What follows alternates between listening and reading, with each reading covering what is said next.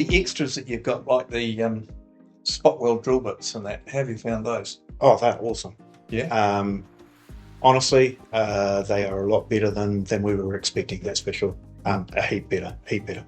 You mean they actually lived up to our claims? Well, yeah, and I would say, yeah, more than lived up to your claims. Cool, that's good. Yeah. Well, that's the beauty of having a product that's specifically designed for a problem in the industry. Yeah. No, and they are good quality. They're not the cheap Chinese things or anything like that. They are good quality. Yeah. So would they go like where you'd normally say use one on a job? Would you be able to get more than one job with one of these? For sure. Yeah, and that's without resharpening or anything. That's right. That's just using that one bit for.